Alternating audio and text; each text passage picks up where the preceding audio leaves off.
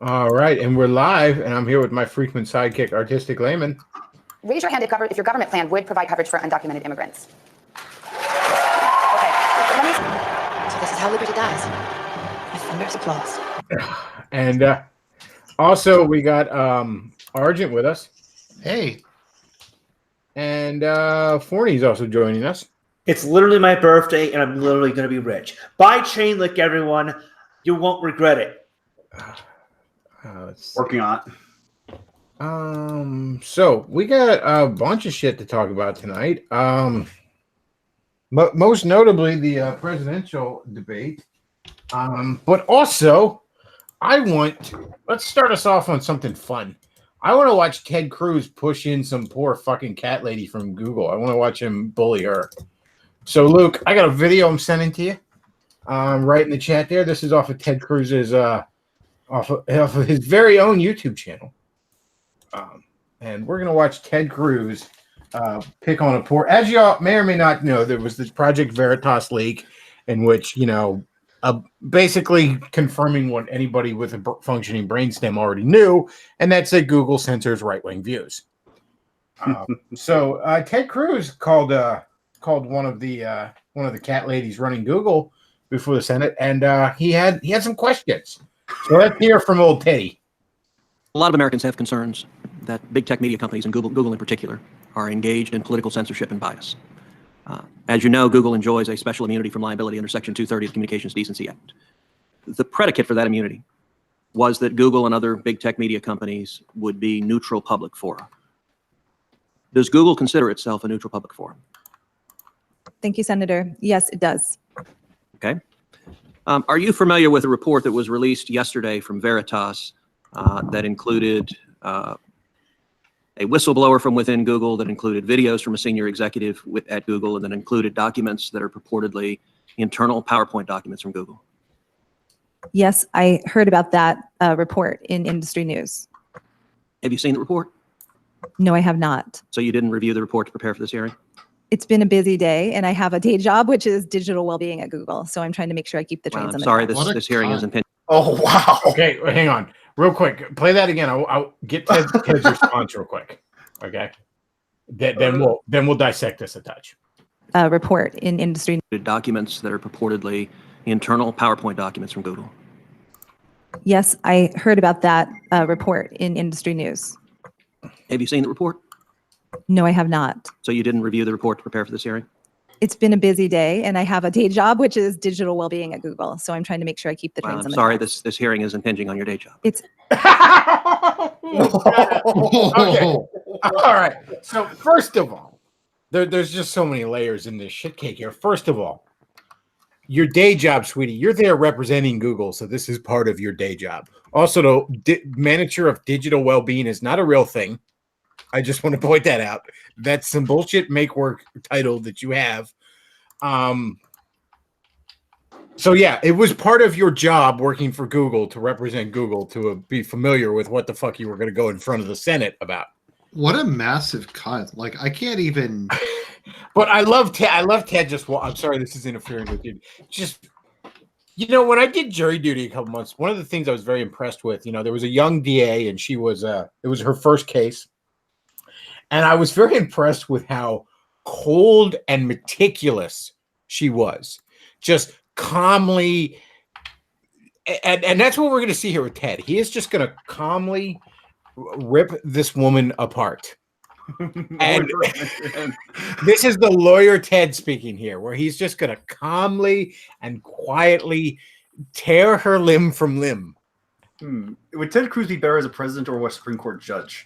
I love the idea of him on the Supreme Court. That said, though, come 2024, he may be our only hope to prevent President AOC. So I don't know. I will say this, though. Ted Cruz is not the same Ted Cruz we knew just 3-4 years ago. Okay. The 2016 presidential election changed him. As much as he may personally dislike Donald Trump, he has learned from him. He's taken the best lessons from him. And he's, in all the best ways, much more of a showman these days. And sporting a really nice beard there, too. He knows what he's doing. And I like Ted Cruz. I always have. I have issues with him. He's a bit too neocon in foreign policy. He's a bit too lax on the border. Those are big issues that I just couldn't get behind him and all. But the other big thing is he would not have won in 2016. He didn't know what he was doing as far as being a politician, as far as running a campaign. I think he knows a lot better now. And once again, he's, as far as I can see on the Republican stage, he's the only one I think that could probably stop God Empress AOC from rising to power and sticking us all in those camps she loves talking about. Well, I happen to like a lot of what Josh Hawley's doing, but Ted Cruz has a much bigger public profile. Josh Hawley's the senator from Missouri who introduced. He's been really active in fighting big tech censorship. I always felt kind of bad for Ted in the whole presidential campaign because he was like kind of like the edgy right-wing guy before Trump joined, and I feel like a lot of people just lumped him in with like Kasich and like Jeb Bush and the other conservatives because he wasn't Trump. Well, let's keep going because he's not done yet.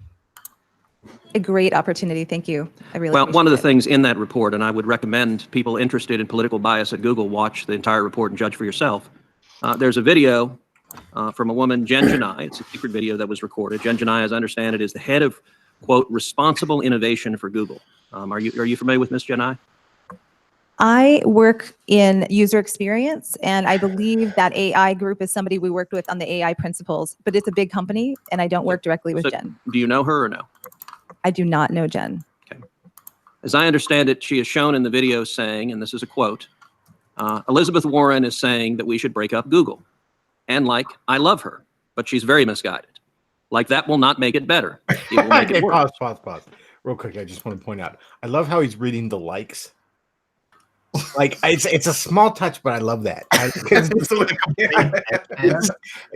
Yes. Yeah. I was like, I totes love Elizabeth Warren. Just, and he knows exactly what he's doing there. Also, just the total deadpan. Yes, exactly. He's just keeping just emotion, just, and she was like, I totally like Elizabeth. Like, it's just so perfect. Because these smaller companies who don't have the same resources that we do will be charged with preventing the next Trump situation. It's like a small company cannot do that. Do you think it's Google's job to, quote, prevent the next Trump situation? Thank you, Senator. I don't agree with that. No, sir. So a different individual, a whistleblower identified simply as an insider at Google with knowledge of the algorithm, is quoted on the same report as saying Google, quote, is bent on never letting somebody like Donald Trump come to power again. Do you think it's Google's job to make sure, quote, somebody like Donald Trump never comes to power again?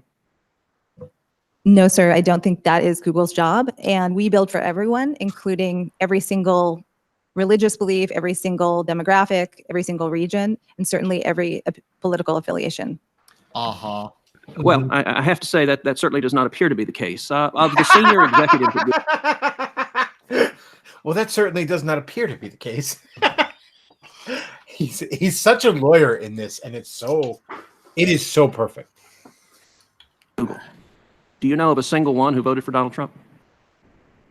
Thank you, Senator. I'm a user experience director, and I work on Google Digital Wellbeing. And I can tell you we have diverse views, but I simple can't. question. Do you know of anyone who voted for Trump? Of the I senior definitely know of people who voted for Trump. of the senior executive at Google. I don't talk politics with my I work. know of people who voted for Trump. that was interesting wording. Keep going. Fate? Is that a no? Sorry, is that a no to what? Do you know of any senior executives, even a single senior executive at the company who voted for Donald Trump?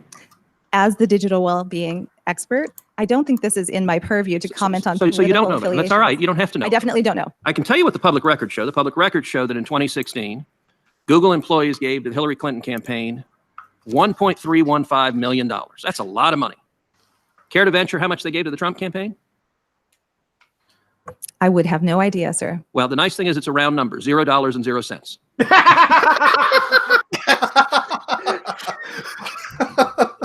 Oh, this is fantastic. He's enjoying this so much. not a penny, according to the public reports. Let's talk about one of the PowerPoints that was leaked. The Veritas report has Google internally saying, I propose we make machine learning intentionally human-centered and intervene for fairness. Is this document accurate? Thank you, sir. I don't know about this document, so I don't know. Okay, I'm going to immunity from liability under Section 2. Uh-oh. Notice how she always says "thank you, sir" every single time she opens the mic. Yeah. Why she does that?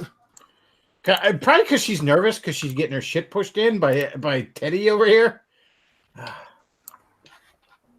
Ted the Sped no more. Yeah. No shit. Is this document accurate? Thank you, sir. I don't know about this document, so I don't know. Okay, I'm Thank going to you, ask sir. you May to I have respond another?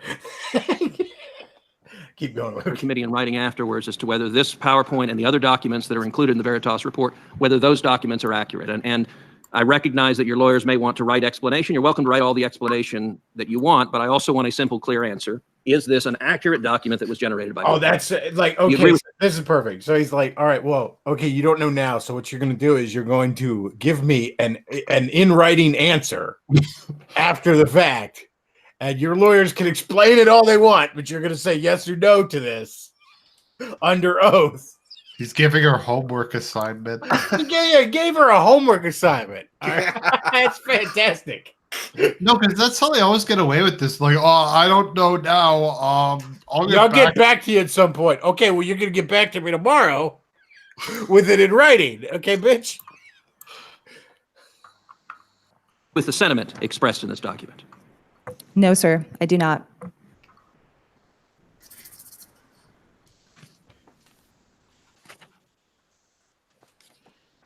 I love him long going through the silence. papers. That's fantastic. That's another perfect. I'll read you one. another. Also in this report, it indicates that Google, according to this whistleblower, deliberately makes recommendations. If someone is searching for conservative commentators, deliberately shifts the recommendation. So instead of recommending other conservative commentators, it recommends organizations like CNN or MSNBC or left-leaning political outlets. Is that occurring? Thank you, sir. I can't comment on search algorithms or recommendations given my purview as a digital well-being lead. I can take that back to my team, though. So is it part of digital well-being for search recommendations to reflect where the user wants to go rather than deliberately shifting where they want to go? Pause real Thank you, quick. sir. As a user, Real quick, super chat from Red Pill Jesus. He says, base Ted at his finest. Yes, indeed it is. Keep going, Luke. experienced professional, we focus on delivering on user goals. So we try to get out of the way and get them on the task at hand. So a final question. One of these documents that was leaked explains what Google is doing, and it has a series of steps. Training data are collected and classified, algorithms are programmed, media are filtered, ranked, aggregated, and guaranteed, and that ends with people, parentheses, like us, are programmed. Does Google view its job as programming people with search results? Thank you, Senator. I can't speak for the whole entire company, but I can tell you that we make sure that we put our users first in our design. I can't speak for the whole entire company, despite the fact that I've been chosen to come to the Senate and speak for the company. Well, why is she even there then? Yeah, what did we pick? She knows Wait, nothing. I'm sorry, I'm just too low on the totem pole. I don't know. Well, why did Ted's getting so sick of her shit too? He's like, well, why did they send me the fucking janitor or the intern or something? I expect some fucking answers. I think these questions raise very serious. These documents raise very serious questions about political bias at the company. Thank you, Senator Cruz. This fucking gangster. Fucking gangster. Oh. At least someone's trying to do something about it. Yeah, and he's the only one. He is the only one addressing this issue. And so at least he's the highest. You know, I mean, occasionally you get Donald Trump pretend to give a show. We're looking into it, and then nothing fucking happens. But no, Cruz is out there, and he's been doing this for a while. He's been doing this for a couple years now. Coming up on nearly 2 years of Ted Cruz just dragging these Silicon Valley assholes in front of him and demanding explanations for shit.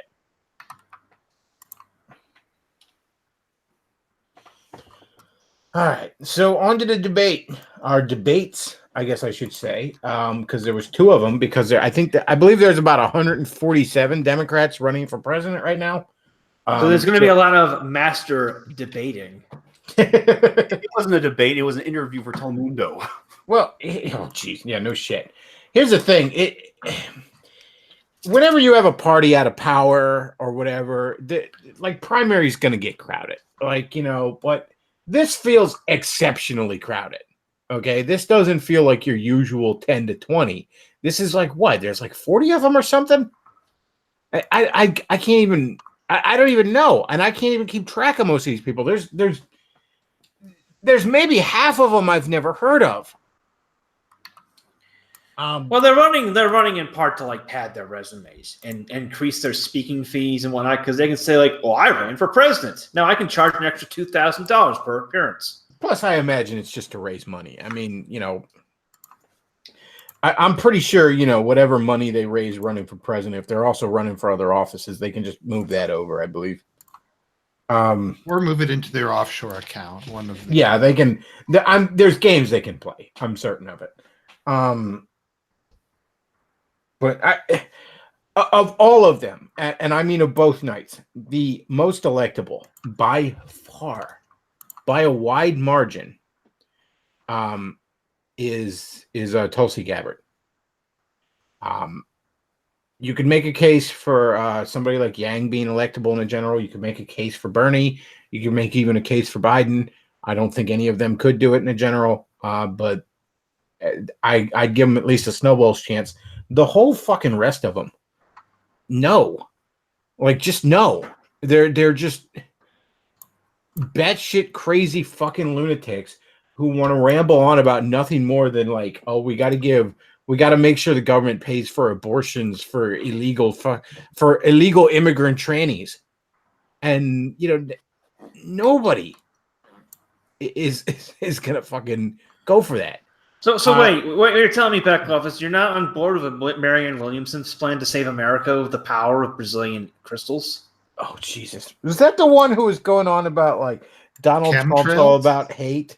So, and I'm all about love, and I'm going to defeat her with the power of love. Like, she's got the fucking 5th ring from the Planeteers or something. Like, no, she's the one who's like a 60-year-old who is utterly bangable.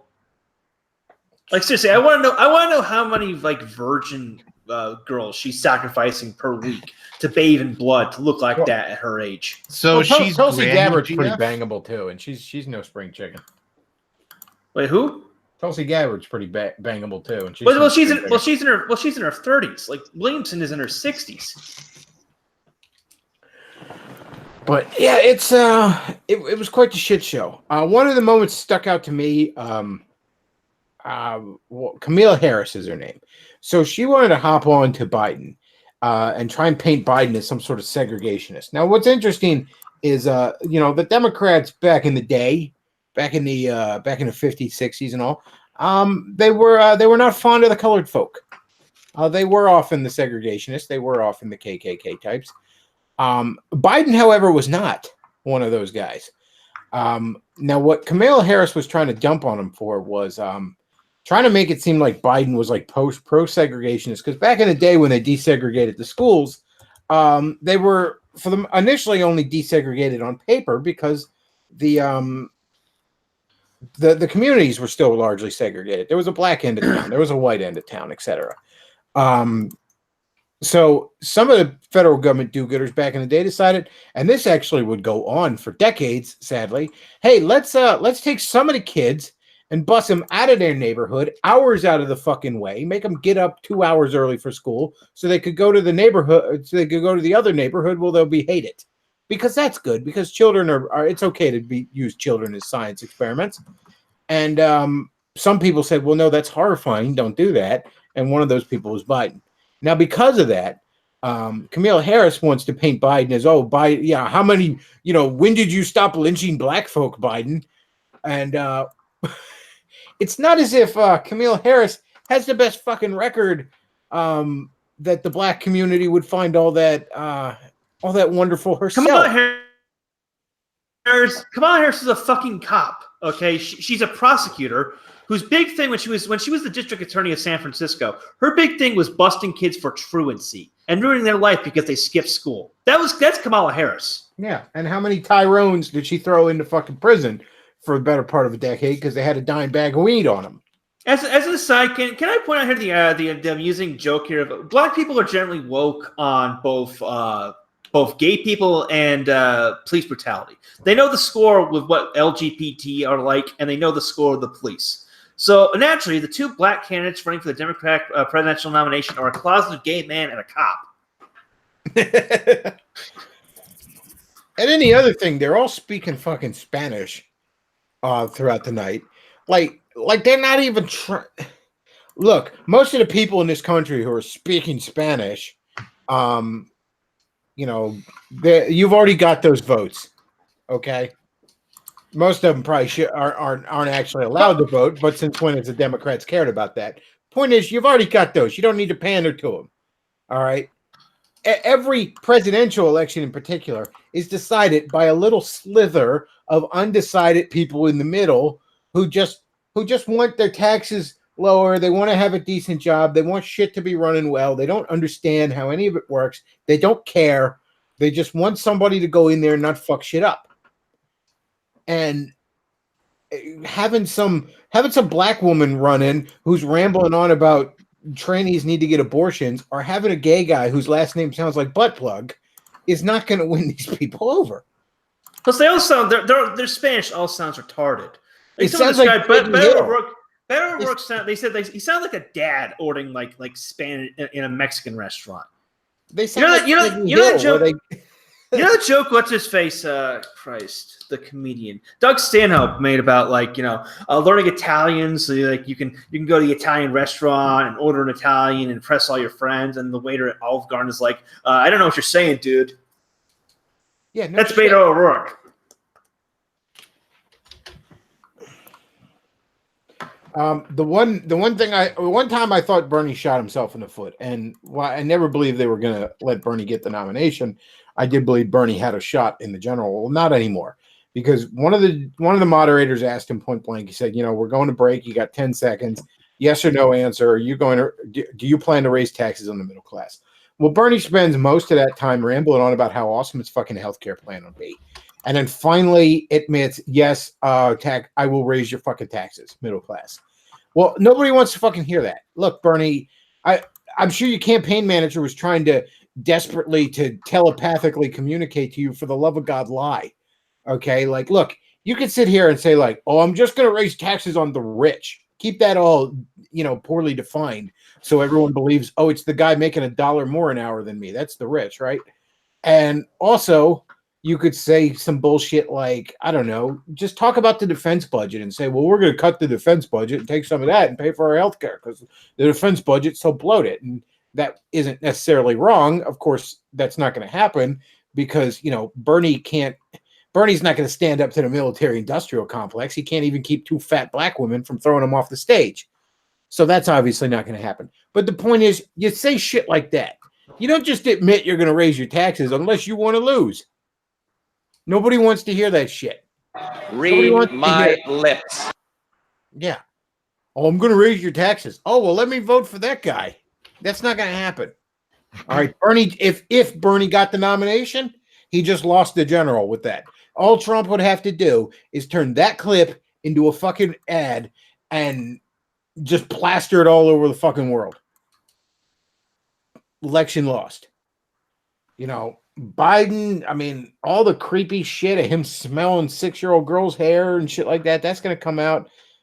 If Biden somehow limped his way through the primary and the DNC just gave it to him, all these other people will have ripped him to shreds by then. So he's not going to win in a general. And there's nobody else. What are you going to run? Fucking Pocahontas, Elizabeth Warren? They're going to run Camilla Harris? No, it's a fucking joke. None of these people are going to, Cory Booker, the gay black guy none of these people are going to fucking. Just look at him reacting to the Spanish. Look at him. Cada votante necesitamos la. Like deer in the headlights. I love it because he was probably planning on doing that. That's the thing. He was like, I was going to do that. Damn it, he's stealing my fucking thunder. What's funny as a Canadian is during debates, generally speaking, a certain number of the questions are in French, and politicians will respond to a certain number in French, which is obnoxious pandering, but at least it is the second official language. It's not like this case. It's not like part of your country speaks French because, you know, over the past 50 years, a bunch of fucking third world French speaking immigrants, you know, invaded your country. No, they were here just before that the a large section of your country was settled in with French colonists. That's why. Like, it makes sense. French is part of the Canadian fabric. Mosaic. Yeah.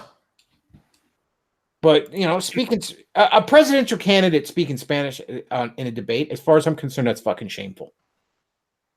That is fucking shameful. That is flirting with goddamn treason, as far as I'm concerned. That is disgusting. Checkpoint anstehen! Un checkpoint estúpido extravaganza en Univision. Yeah, we had a stage of Slowpoke Rodriguez's up there. It would be interesting to see how many times they talked about making things better for the American people versus how many times they talked about making things better for illegal immigrants. It's probably like a 3 or 4 to 1 margin.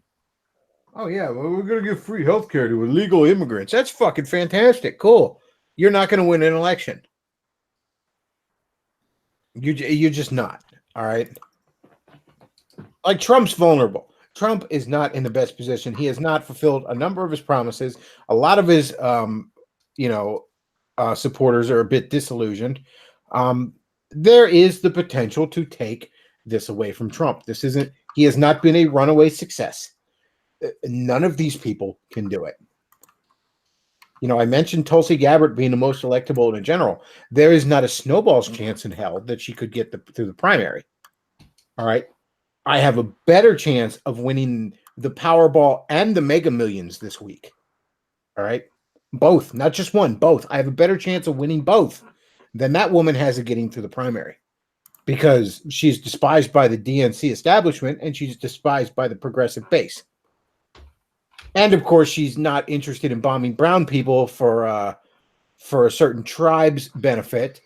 So that's going to result in a huge media blackout around her. She's the most Googled candidate after that debate, by the way. That first debate, she was the most searched candidate in this country. We can probably bring up some articles on that. She was the most searched candidate. I like how they not hear a peep about her in the mainstream, though. I like how they cut her mic when she started talking about Saudi Arabia funding terrorism. Yeah. Like, it was just like, shut it down. They Ron Paul'd her, is what it boils down to. They Ron Paul'd her. Now, they Ron Paul'd Yang a little bit the next night, too. But that was more just not fucking asking him questions, period. But no, they Ron Paul'd that woman. Boy, they were right. It didn't have a chance. So, I mean, mark my words, Donald Trump will be president again for 4 more years. Whether he truly deserves that re-election or not, I suppose you can debate. But he will be president for 4 more years. Not one of these people could take it from him.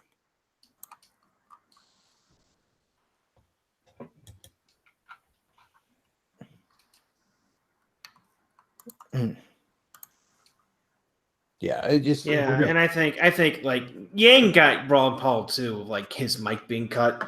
But even then, I think Yang came off as kind of a pussy. I mean, you'll note that when he first got called on in the debate, he started his answer by saying sorry. Like, yeah, I saw that too. Yang, like I said, the 3 people I think you can make a case for maybe they could win in a general: Yang, Biden, Bernie. And Bernie's become, I don't know what the hell, this guy's lost his touch. He was never, I mean, I never liked him, but I don't know, man. He just seemed so fucking off last night. Well, I think part of it is simply because, like, in 2016, like, he was running against Hillary. Okay, and Hillary's a goddamn archon from hell. So you put anyone next to Hillary, and you're going to like them more. They're just going to seem more human. The problem is now Bernie no longer has that going for him. He's kind of I don't want to say establishment per se, but like we know who he is, and he has competition in that regard from like Yang and Gabbard. Bernie's got people running to the left of him, even on economic issues, but he's got people, a ton of people running to the left on him on all these social issues.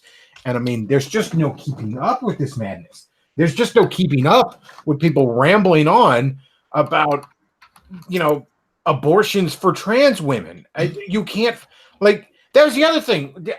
Did we talk about this before or after the fucking I know we were chatting before the show, but the one person says, like, I want the government to pay for abortions for trans women. Now, supposedly he meant to say trans men because a trans man supposedly is the term for female to male transsexual. I think you need to check your privilege there. But what is an abortion for a trans woman? What is it? What is fucking shit?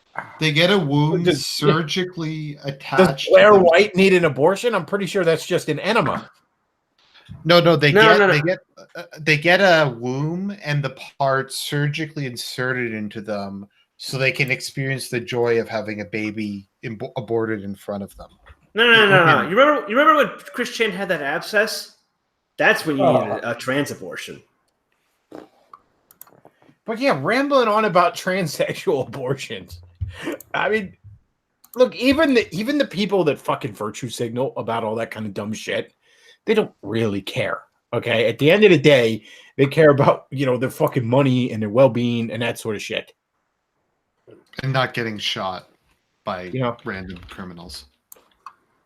That's the other thing. Like Bernie's like, I'm going to raise your taxes for my awesome health care. How many people under 40? Go to a person under 40 and ask them how many times in the last year have you been to the fucking hospital? And if the answer isn't 0, it will be something they can count on one hand. All right. Now, lots of people want to have better health coverage and they want to be covered just in case of an emergency and all that other shit. But at least for the younger people, it's not that fucking high for most people. It's not that high of a concern.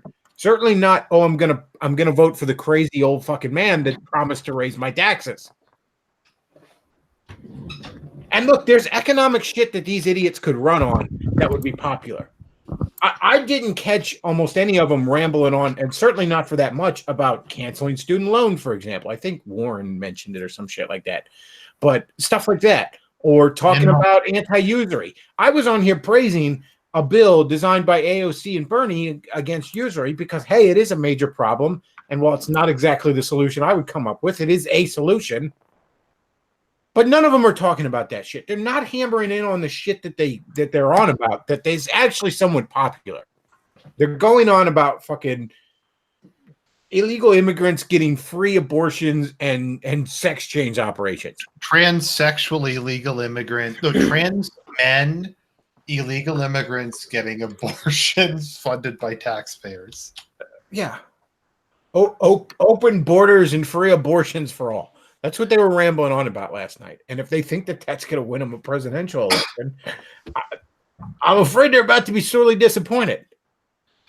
Another thing I just want to bring up, and this is something that always irritates me, is this whole free thing, like the free health care, the free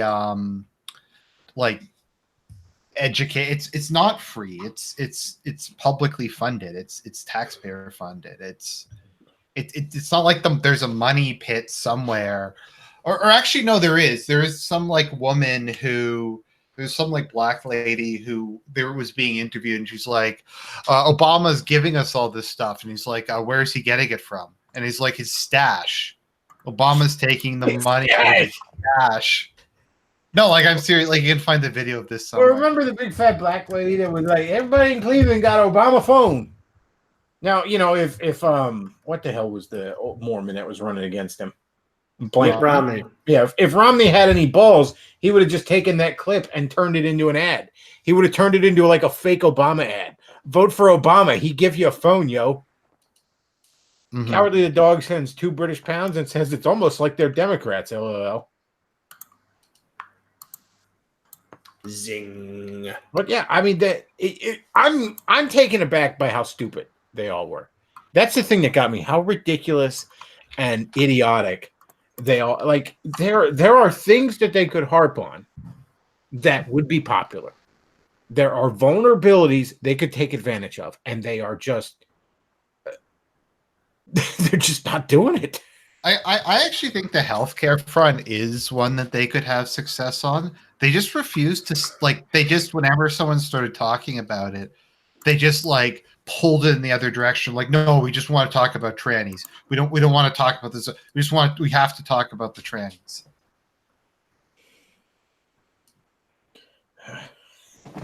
Gotta talk about free healthcare for trannies. Well, that's my healthcare plan. Well, you are like Democrats. I don't know if you knew this, but you've already got the transsexual immigrants who want abortions vote. Okay, you've already got that pretty well locked up. I don't know why. I don't know why. It's like you think Trump's about to take that fucking demographic from you. No, it's okay. You've got that. Yeah, the problem is all three of those categories are the same person. Authorities say about 15,000 people lined up outside a downtown convention center Wednesday morning. They were supposed to apply for a federal anti-homelessness program, but many of the people mistakenly thought they were registering for $3,000 stimulus checks from the Obama administration. Dumbasses. Oh. All right. Well, we got a few articles, a few things we're gonna talk about for Pride Month. It's not over yet. Damn it. We're going to do some more Pride Month stuff. And you're all going to fucking like it, or I'm going to get you fired from your job.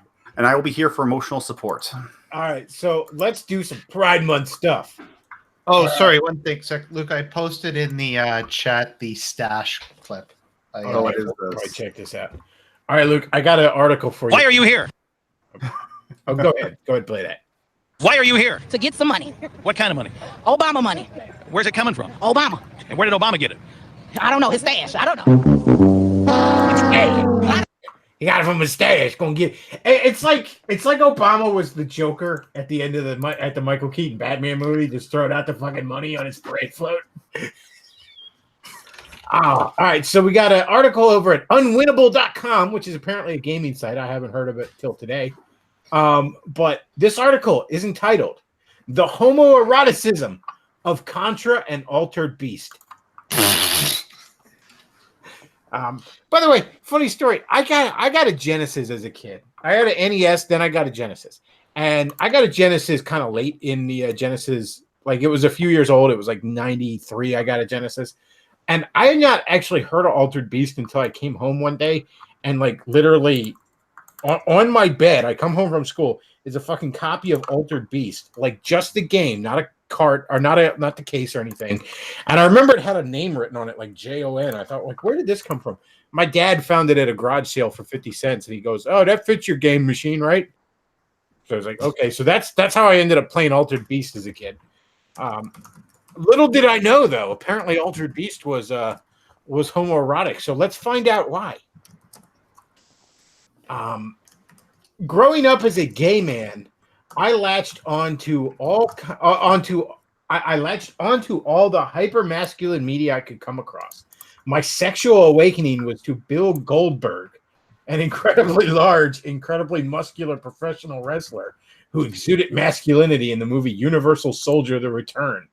Of course, action movies had, how young is this guy? Of course, action movies had established characterizations and canons. That's why I appreciated characterization like video games, especially early ones that only gave you the barest of framework before setting you loose onto the game properly. By doing this and borrowing the homoerotic imagery of action movies, games like Contra and Altered Beast were ripe for the queering and perfect for exploring burgeoning sexuality. I have a question. What are the odds this guy has ever actually played a video game? Like 0%? I don't know. I don't know. Well, I mean, apparently these video games are so hot to him. I don't know how you play one-handed. I don't want to say what he was probably doing with those cartridges, where he was putting them in his game console. It's obvious where the homoeroticism of Contra came from. After all, it nakedly borrowed its imagery and concept from Rambo, which featured a muscle-bound titular character played by Sylvester Stallone brandishing guns to shoot down the bad guys. It's almost like he hadn't seen Rambo. An oversimplification analysis of the Rambo movies, perhaps, but the point here is the liberal borrowing of the macho archetype.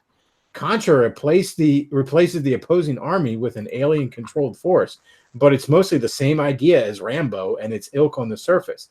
It's a power fantasy, and hyper-masculine concoction of shirtless machismo and guns blazing that lets you mow through wave after wave of soldiers, vehicles, and aliens alike. I thought Rambo was like not a power fantasy, and it was about the sense of alienation people felt in the aftermath of the Vietnam War. That's why I was kind of like, it's almost like this guy never saw Rambo. But no, he just had a different take on it. Okay. I can't remember any aspect of Rambo being a power fantasy. Here's the If thing, anything, like- it's the exact opposite. Okay, so Contra, if you look at the cover art of Contra, the one character clearly looks like Stallone as Rambo. The one character looks like Schwarzenegger from Commando. And then obviously the aliens are borrowed from the Xenomorphs. Basically, Contra is just a bunch of popular movie archetypes thrown together for a fun shoot 'em up game. Okay, it's not. It's funny how he doesn't latch on to the other action movies that Contra borrows from. It's just Rambo. It's just Rambo. It's almost like this guy knows nothing about what the fuck he's talking about. All right, so and behind the back segments where you storm the base in the initial. Okay, I'm sorry. There's more to it once you consider how lovingly the sprites are rendered. Each main character's musculature is entirely intact when the action starts. This guy's jacking off the Contra sprites. Oh boy, the posture of the sprites. That's one hell of an imagination. Oh man, well, back in those days, you made basically this is the gay version of somebody who jacked off to like scrambled titties on Cinemax. It's back in the day. You may do.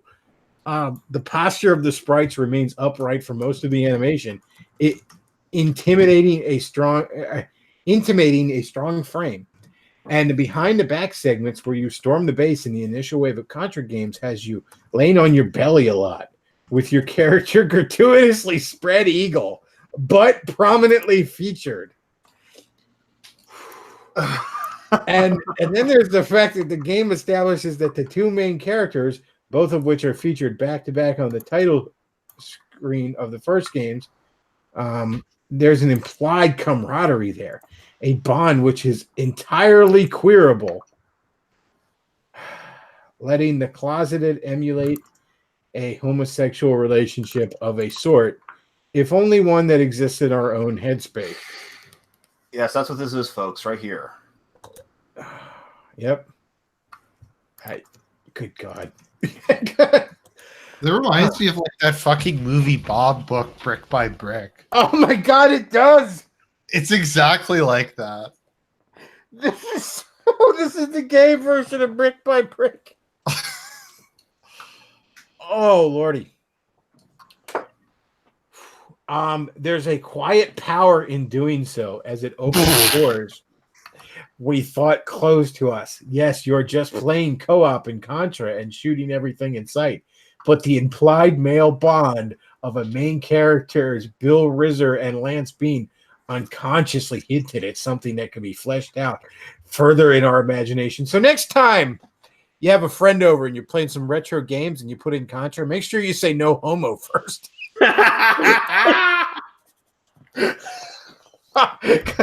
Because otherwise your buddy might get the wrong idea.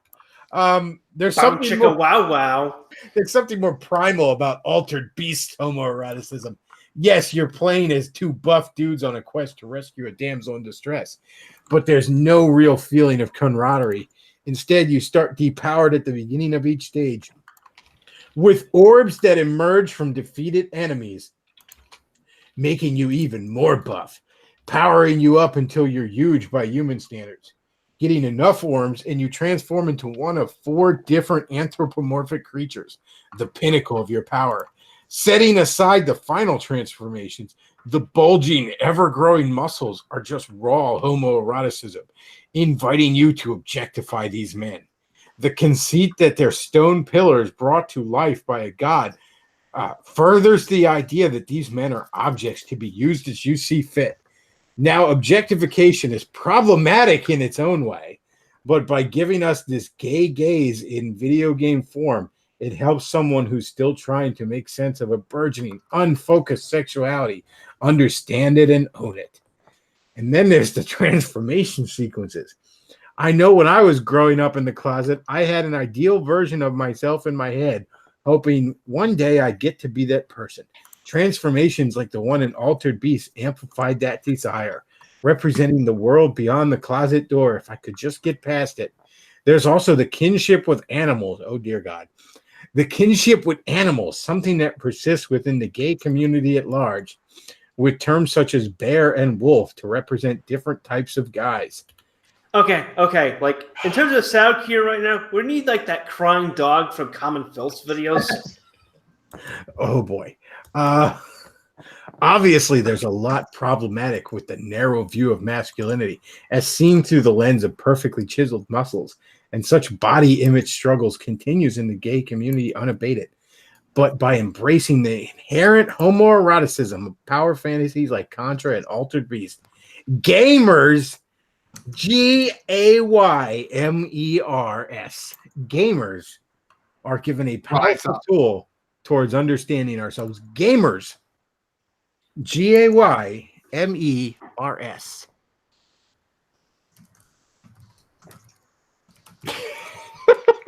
Gamers rise up. Gamers rise up. Chat, can I get a rise up? That puts a whole new something was rising up for him when he was playing. Rise from your grave.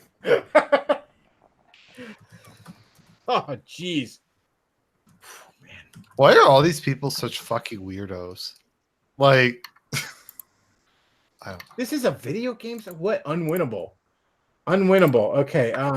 Good Lord. What else is going on at Unwinnable? It is truly remarkable how these people can just turn everything into sex. Just jacking off to Contra. Like, I mean, setting aside the gay thing, I get the idea of, okay, you had a crush on a fictional character from a game or a cartoon or whatever. But then to, like, philosophize it that fucking hard. It just, what are you doing, man? The climatic reveal of Super Mario Bros. 3 is burnt, no, seared into my memory the way JFK's assassination was for my parents' generation, or the way 9/11 would be for mine a scant 12 years from then. Oh, good God. Call me Billy. Here's another article from here. Call me Billy, Creepshow's unsung feminist hero. Upon rewatching, Creepshow accidentally offers up a feminist icon. Don't ruin the movie Creepshow. Okay, that movie's fantastic. We might get back to that article. But here, we're going to watch a video, and then I think we're going to take callers, because a few people were messaging me that they wanted to call in.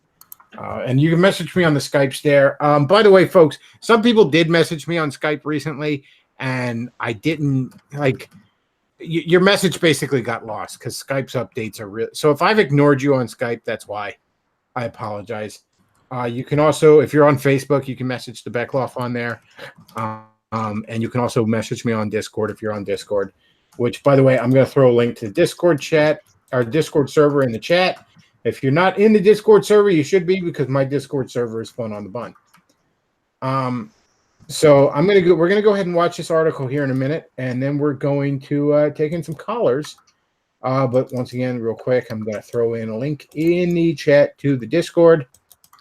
Speaking of link, buy link. All right. So, Luke, did you see? I just threw an article or a video in the chat. We're gonna watch some more Pride Month stuff. This video is entitled "Meet the 83-year-old gay porn star." Oh, this is gonna be fun. And I think we're all ready to. And with a headline like that, how can you not want to explore? Oh, and there's also another video that's propping up in the recommendations after it, how to anal douche properly. So who knows? Maybe if there's time. You know, Pride Month ain't over yet, folks. I hope all of you have taken Sam Hyde's pledge. The ride never ends. All right, so let's meet the 83-year-old gay porn star. Because first of all, all joking aside, he's gay and he's 83. So that's impressive in and of itself because that's like 150 in gay years. This guy should be a head in a jar by now. So let's keep going. First time I ever masturbated was when I was about 12. I was a religious kid, good kid. I remember that when I masturbated, oh my God, it was like doors of heaven opened up. And then all of a sudden, wham, the gates of hell opened up. And I thought, how will I ever get over this? And I prayed fervently, I won't ever do that again. And a few days later, as you might guess, and I thought, well, I can only pray so many times. And if you do something thinking I can pray and get it over with after it's done, well, it doesn't count. Norm is a sacred intimate. Sacred intimates are teachers who explore connection and pleasure in the body. That's a job you can get? Honestly, he sounds like he's possessed by a demon. Has some wonderful truths in it and can steer you into some great places of nourishment, enrichment, and expansion. But if you want to complete, to perfect, and consummate a spiritual quest to communion with God, you'll have to transcend any religion you come up against. Real quick, it's foolhardy. Pause it, and I didn't mean pause. I mean pause. Cowardly Dog sends 2 British pounds. He says his farts sound like Elton John having an asthma attack. I, of course, disavow that homophobic comment on this wonderful Pride Month, but thank you for the super chat nonetheless. Wait. In the description, does it say this is from Himeros? Himeros? What the fuck is Himeros? Oh my God, it is. Himeros is a gay porn website run by his name eludes me. Davey Wavy, a guy, a gay porn, not porn star, gay dude who puts out videos on YouTube about penis stalking and explicit gay stuff and using dildos. And basically, we can't say the N-word and we get banned, but this guy puts up just short of hardcore porn on YouTube, and they're okay with it. And Himroast is his personal gay porn site. That sounds a little bigoted there, Matt. All right, you know this is Pride Month, right? All right. You need to have an open mind and a far more open asshole on Pride Month. Let's keep going. Do you think this guy has any children? We can hope not. Yeah, really. You want that to be your fucking dad? Yeah, it kind of brings the whole question of completeness. That you can handle everything in the world by yourself. And it's a little misguided to say anybody who comes up and says, I'm the authority and here it is foolhardy to go along with that. So life is a balance of listening reverently to people who have age and experience. Yet use your own age and experience to test, does that ring true? Did he say he has AIDS and experience? I just wasn't sure there. Keep going. So if you're getting old enough to ask questions, then you're old enough to begin to trust yourself to be able to hear the answers when they come and to know whether the answers are truth or somebody's well-meaning but misplaced propaganda. The French word for orgasm is le petit mort, the little death. I die to this uptight and anxious being, and that is a metaphor or an analogy for that ultimate surrender into what is, the truth of what really is. And if we could get loose from moral a priori judgments before the fact, and get into testing it out and see does it work. All joking aside, this guy is talking all manner of fucking nonsense. I just want to throw that out there. He is 83, so I mean, basically, this is and has syphilis. I just want to point out that this is Davis Arini's Ghost of Christmas Future we're looking at.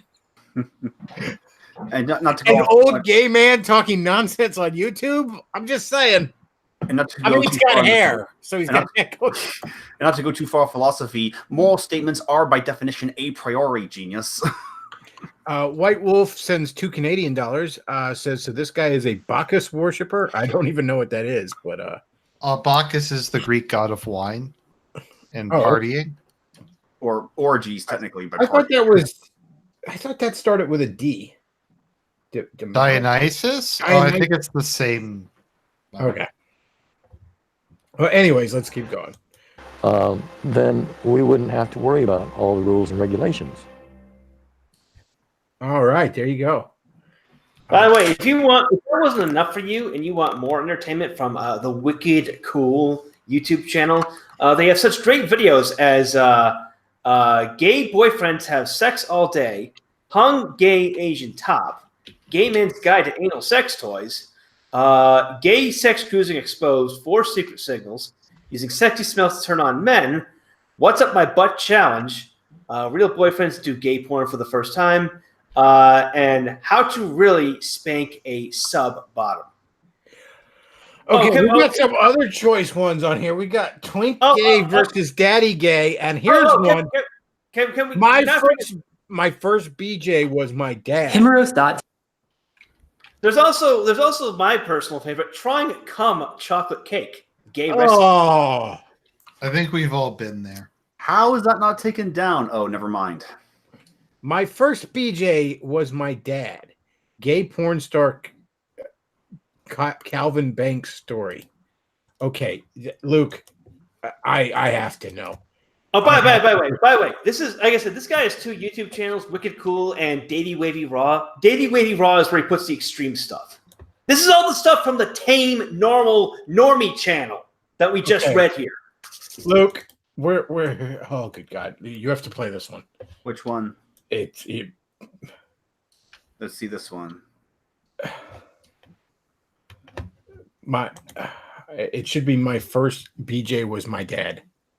Oh, good grief. Happy Pride Month. Happy Pride I Month. can now comfortably say my dad was my first blowjob. But you can comfortably say that? Yeah, You absolutely. can comfortably say that? Like, even a person interviewing this guy's like, wait. You mean your father molested you? That is what you mean, right? Luke, you need to stop being a bigot, all right? I disavow Luke's bigoted comments here on this wonderful Pride Month. My Aristotelian brain demands consistency, dang it. Well, Luke understands the logos. The logos. Like I'm not embarrassed by like the crew or you hearing me say that, because now, I mean, I gotta laugh about it, because like I have friends whose dads like left when they were like 2 years old, and I joke with them. I say, well, your dad didn't love you enough, and my dad loved me too much. God. What the fuck?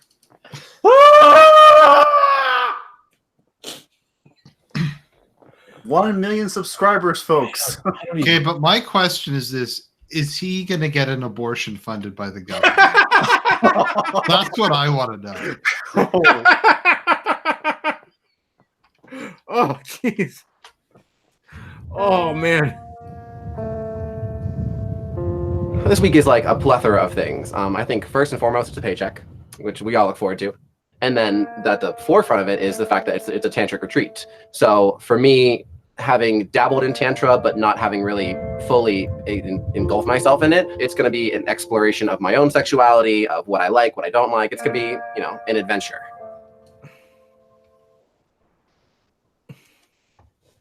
It's gonna be having a lot of fun. And Remember in Aqua Teen when like the mini version of Shake was like, I'm going on an adventure. We're going to be getting in touch with surprising feelings. You know, there's as much room for tears as there is for laughter. And our hope is that more and more people, beginning with us, will start to realize that all that we are is welcome. There's not any part that. The more the merrier, huh, folks? What is even happening? Like now what are they trying to summon Gozer? What the fuck are they doing? They're going to paint a pentagram in the center and then sacrifice a goat on top of it. Oh, it's all perfect. When we spoke about how we felt about the workshop, I described myself as skeptical, not of the potential that everybody else has, but of my own potential to actually be impacted by what we're doing. So I actually don't know what to hope to get out of it, because I'm not sure what to expect out of it. You know, we just sort of glossed over he sucked his dad's dick or whatever, and now we're moving on like that was just a minor part of the story. No, it's just who hasn't been there. Yeah, it's just you didn't do that when you were that age. It's good God. Ways to activate erotic ecstasy in the body that we all have found. And there are other ways to activate erotic ecstasy that we haven't found. Some of them are really subtle, and some of them are more overt. We have teeth, we have a tongue, we have lips, we have hands, we have a whole body, and there are all kinds of ways to touch one another's bodies that activate a different level of pleasure and connection. Everything you see on camera generally from me is authentic. Let me say, I watched a lot of porn growing up. And I started to have more sex growing up. And I think it just came from trial and error. No kidding. yeah, can we get back to that? That's sort of why we clicked on this video.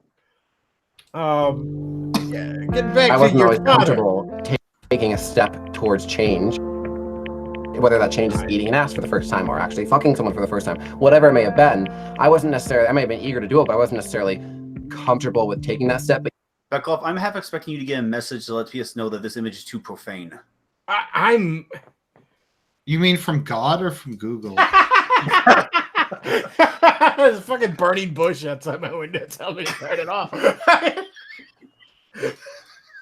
But you have to, and it's a trial and error process. I didn't get to be the experienced sexual person that I am today by looking at something and saying, no, I can't do that, I shouldn't try it. There's no words of comfort that I can necessarily give you to say. Is that a jewel in his stomach? Either that or he's being assimilated by the Borg. One of his ex-lovers shot him. Simply, you can do it. You just have to try. Oh, okay. All right.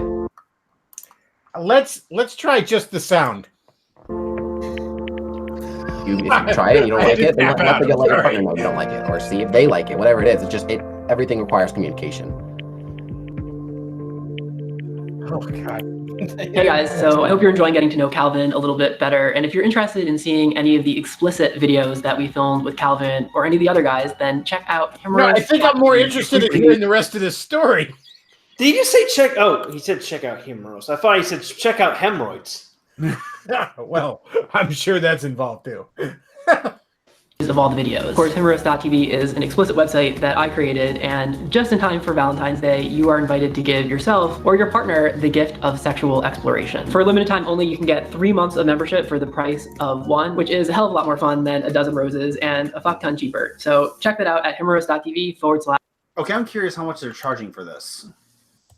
I wouldn't click that link if I think it costs no, your there is no soul. link. That's the thing. No. Do you want to see Davey Wavy's classic video on penis stalking? No. They won't tell you until after you log in. So rip off. /special.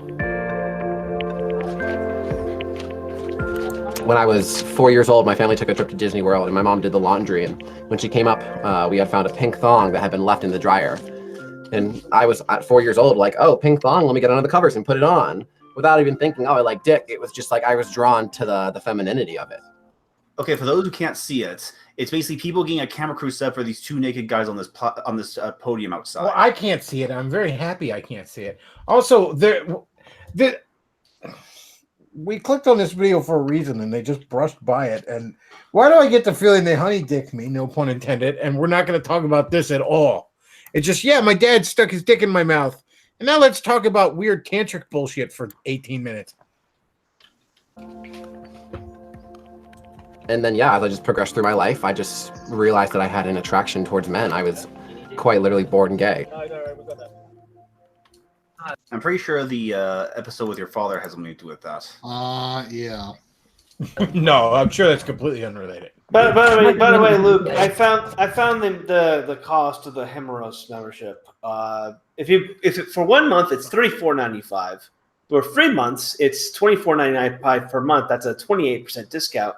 And if you get a year subscription, it goes down to $14.95 per month. Well, if you just want 1 month but it's not recurring, it's $49.95. I might send Matt a super chat tomorrow that says the Matt Forney Show is sponsored by I disavow. I sent him a super chat last Sunday and said his podcast was sponsored by watching my mom go black, and he reads it and he's like, "That is a horrendous lie." But thank you for the. Yeah, absolutely. My job as is less work than a lot of other jobs. Like I don't work a 9 to 5.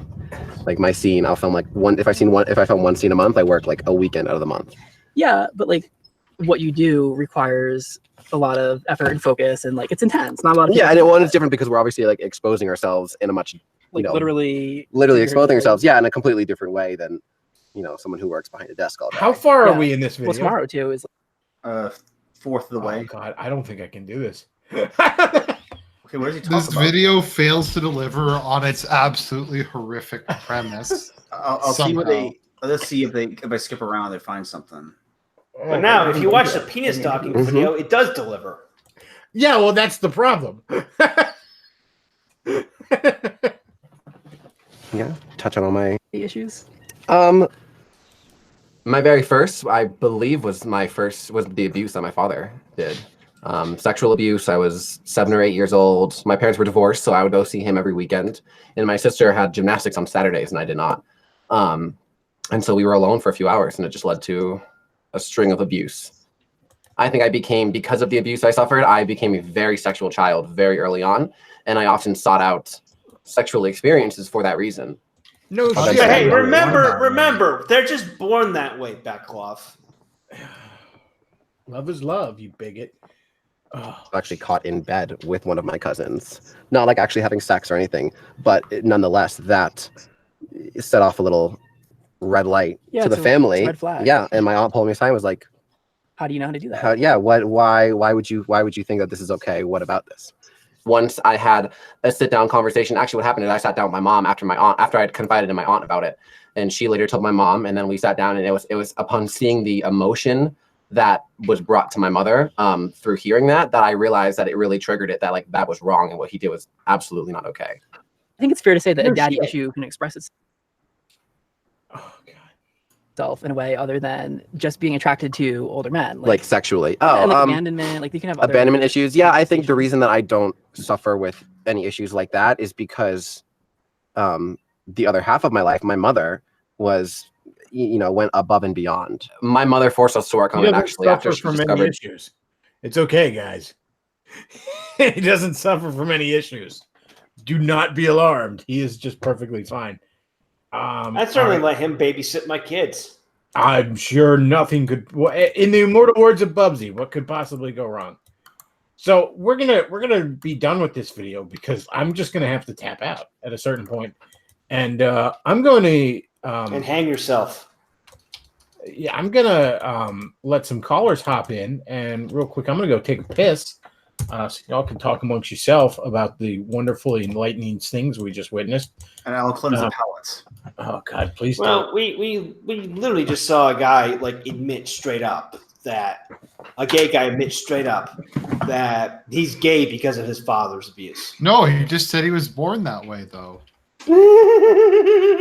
I became a very sexual child because of my dad. Yeah. I'm sure that had nothing to do with the fact that you're gay. The fact that your father was giving you blowies at the age of 7. I feel bad for the guy. Whatever. Ugh, it's so nauseating. It's all so fucking tiresome to see everything confirmed again and again and again and again and again and again. I'm so sick of it. And they're ramming it down our throats constantly. I mean, we lucked out here in Tbilisi because the Pride Parade was canceled because of threats from the Orthodox Christian community. But it's just going to keep getting worse.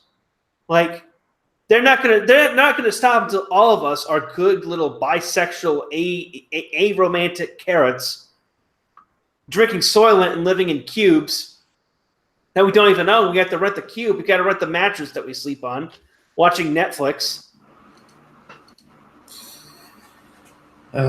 Man, it's just it's just want to add, like, everything that I just saw was like it's very heavy because, like, it's very screwed up.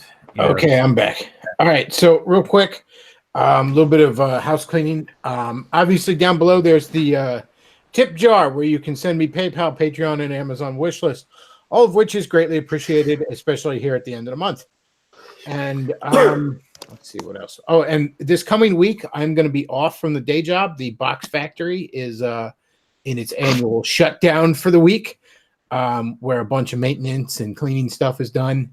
And I'm too new at this particular box factory to get vacation, so sadly I won't be getting paid, but I should be all right. And I'm going to do some extra streaming this week to hopefully make up for that. So you know what that means? You got to pay Bechtloff. So make with the super chats, kids.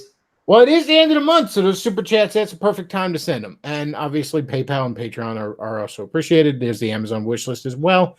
And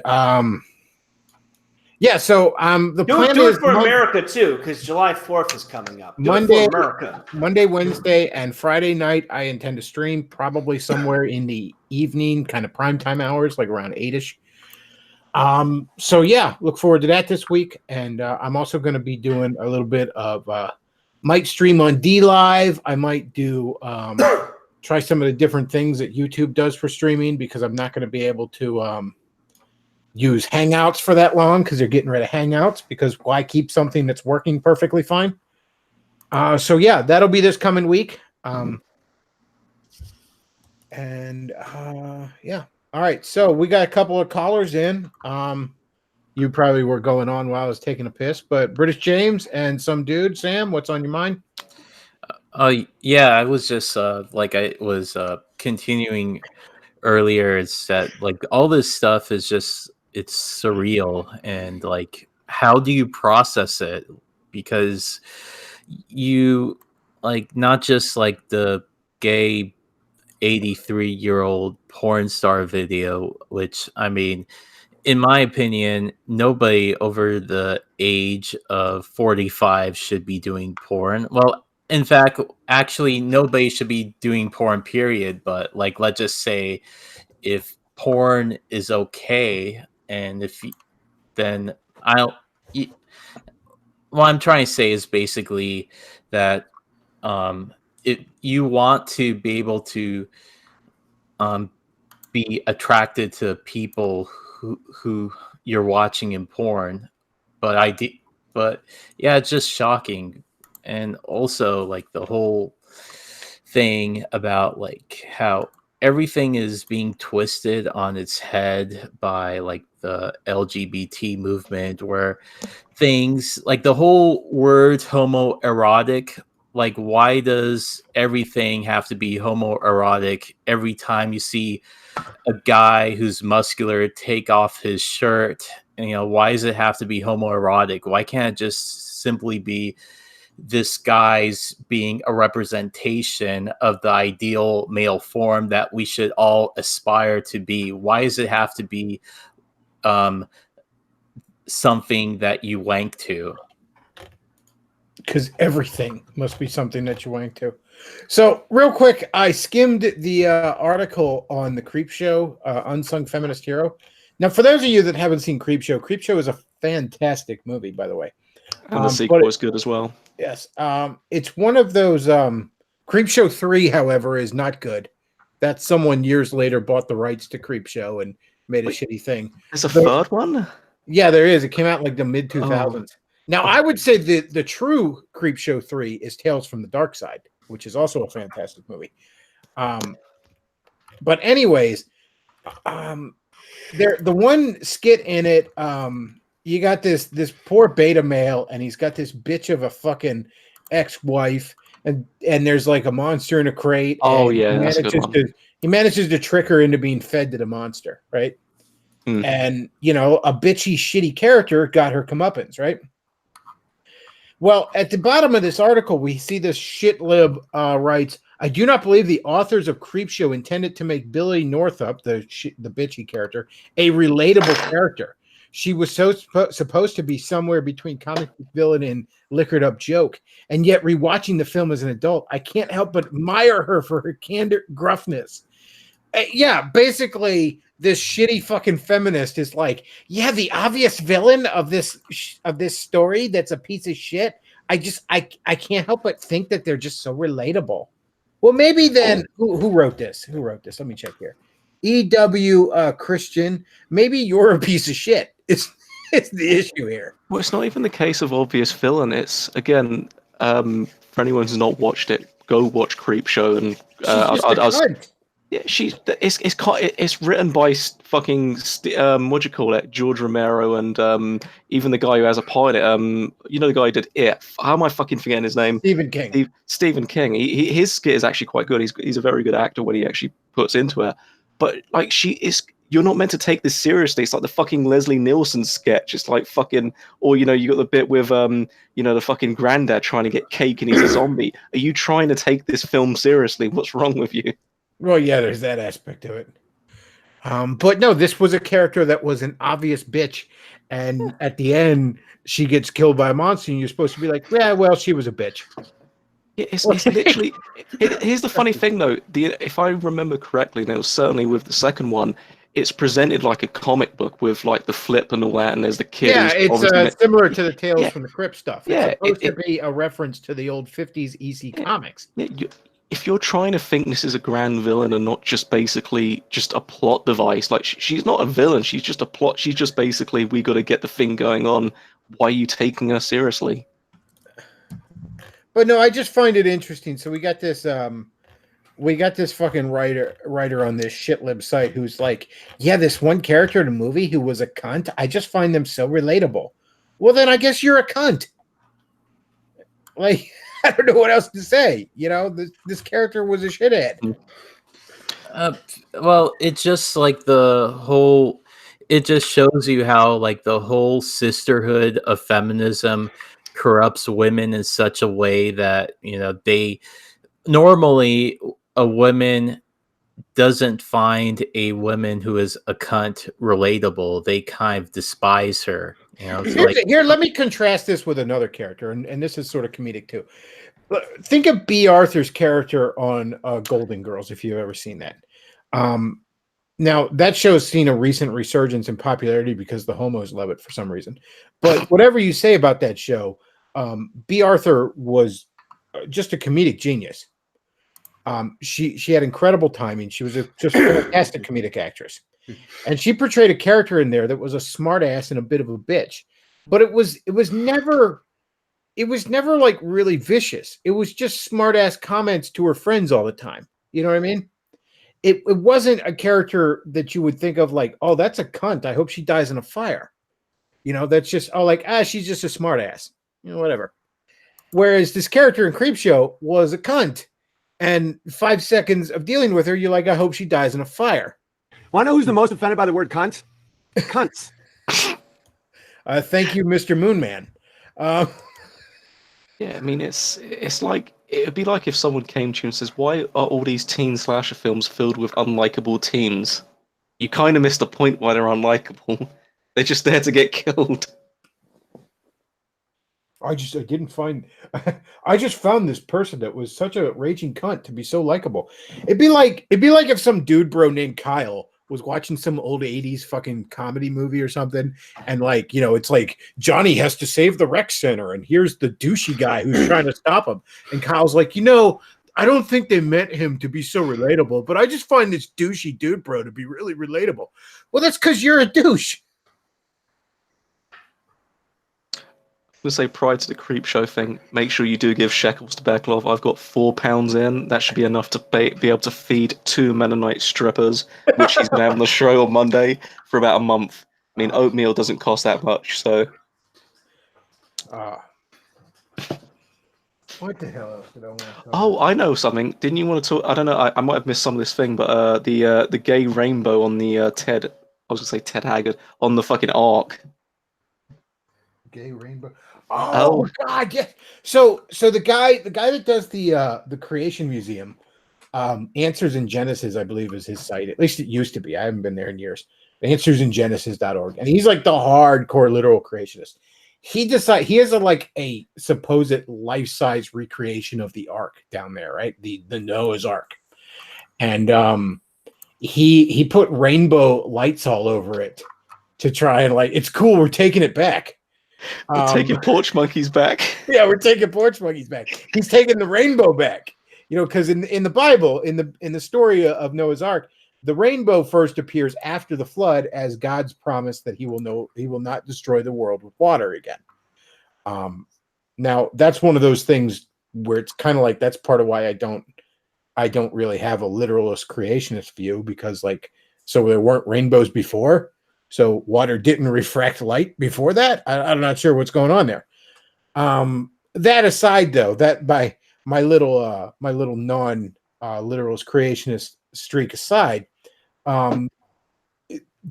is Ken Ham, he might be autistic.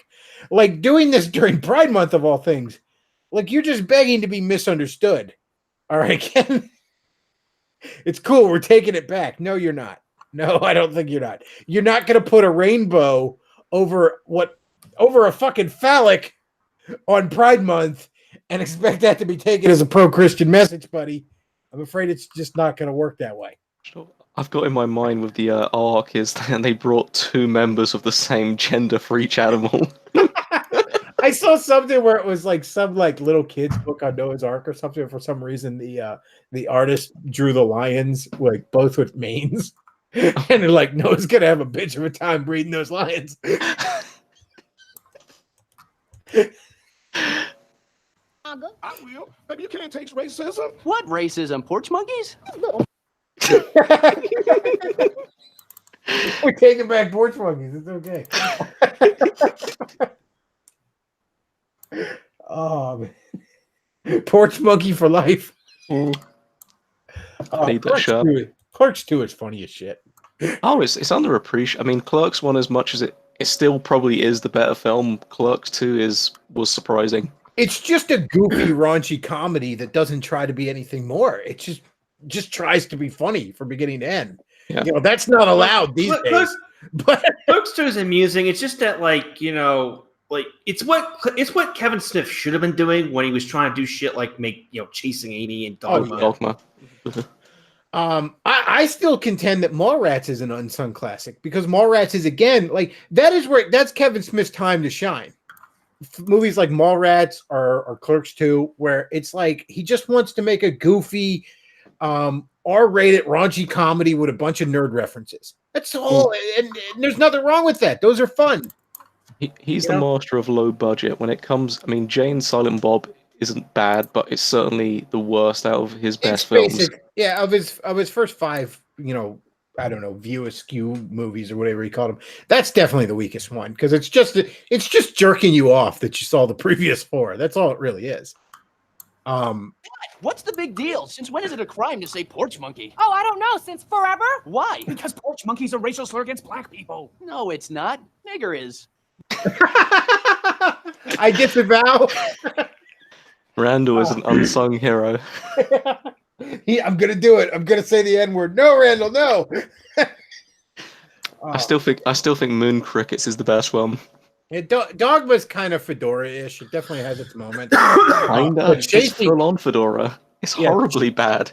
Yeah, but Chasing Amy is by far his fucking worst film. That is, even when I was a big Kevin Smith fan in high school, and I watched Dogma first because I was a God-hating agnostic, and then I'm like, oh, I'm gonna go watch the other ones, and I just rented all the other ones because I knew Jane Silent Bob was coming out.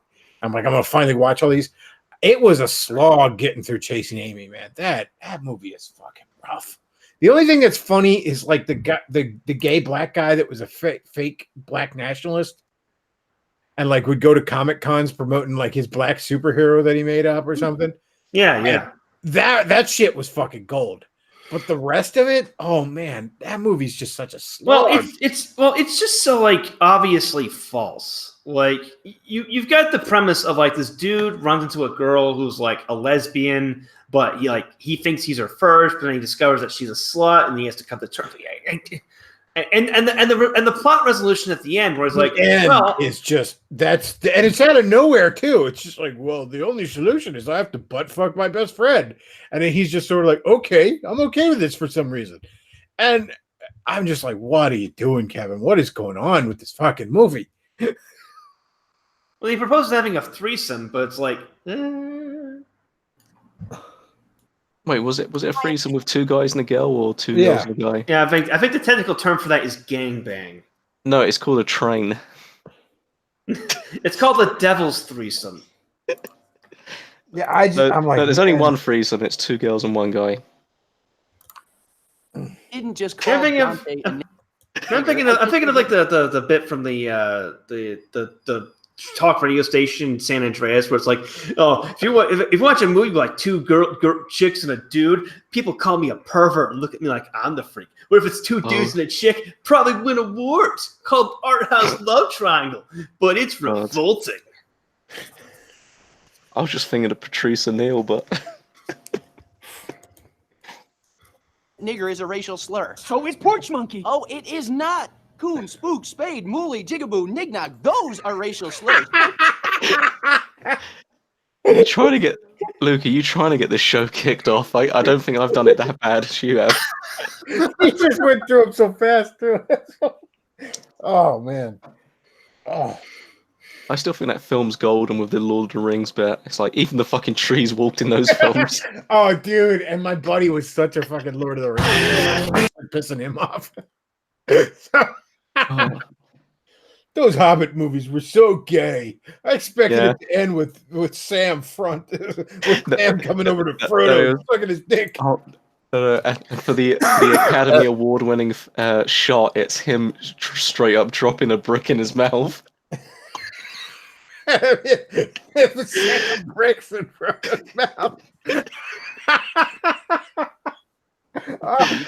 You mook. You're too weird and sad. Oh.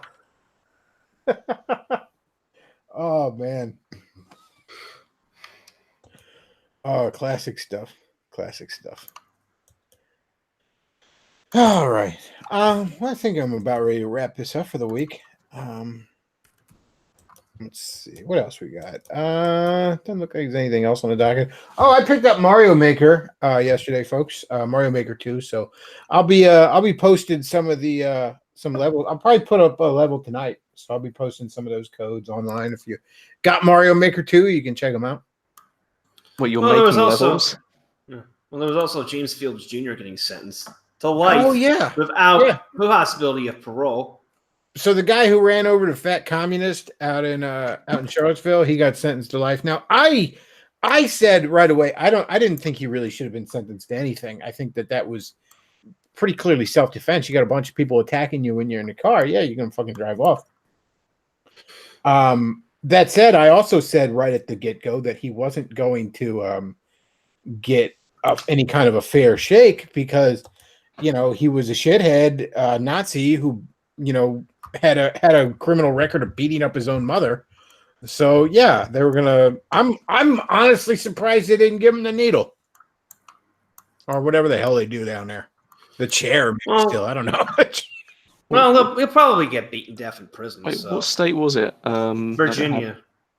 So I think there's only 4. Was it 4 states with 4 different types of execution? You guys still have hangman, execution by gun. I don't think we have hangman. I think we have. I think it's all the needle in the chair. There's lethal There's lethal injection, electric chair, and gas. No, I think there is actually still one state that uses firing squad.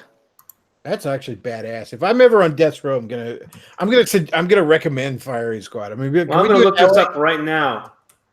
I know that when the death penalty was reintroduced nationwide back in '76, the first execution was by firing squad in Utah. But I'm not sure if they're still doing that. I think it might have been. Last one that was done was Utah in 1985. It was the last firing squad execution. I didn't execution methods. All right. 29 states. All 29 states for the death penalty provide lethal injection as the primary method. Mississippi, Oklahoma, and Utah is an alternative. All right. Cool. Yeah, exactly. There we go. So and just kill someone in Utah. Yep.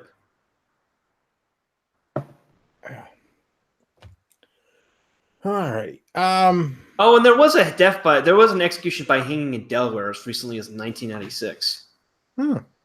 Actually, I wouldn't mind an anvil like a fucking Acme cartoon just for the replays on the YouTube.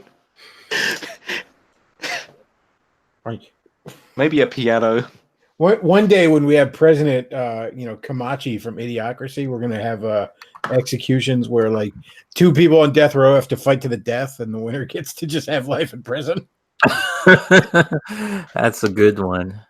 It'll be like the town in Fallout New Vegas where like the winner of Kaisar's Legion of Lottery gets to live, and the second one has their legs broken, and everyone else gets killed. Or it could be like Gladiator, or that game, that movie, The Gamer, with the 300 guy. Remember that movie? Now, just are we saying gamer GAYMER? Just Well, that's no apparently a Y. thing now. I learned tonight. Yeah. Well, the movie title's spelled without a Y, so just to reassure you, there's nothing in there that's like homoerotic. I mean, well, things could be interpreted as homoerotic the same way things in 300 could be interpreted as homoerotic, even though it's just guys who are in shape showing off, that they're in shape. Well, they are Greek. They did invent homosexuality. Well, I was gonna say the dudes in 300 were butt fucking each other. Yeah, not in the movie, but in real life, maybe. Hopefully not. In real life, they were butt fucking. Oh, in the movie, they actually kind of what was it? They were like, I hear even the boy lovers over in the one city, what was it, Greece or like Athens? Yeah, Athens. They were like, even the boy lovers in Athens didn't bend the knee to you. Yeah, talk about like the pot calling the kettle black. I mean, if I remember with 300, it wasn't just the Spartans. There was that fucking Gimp tribe that came in, and the Spartans started laughing at them because they were wearing Gimp stuff. I disavow. They're Greek. They invented homosexuality. They can do homo stuff because it's back in the past. I mean, they can't do economics as we know, so they can do gay sex. They invented homosexuality.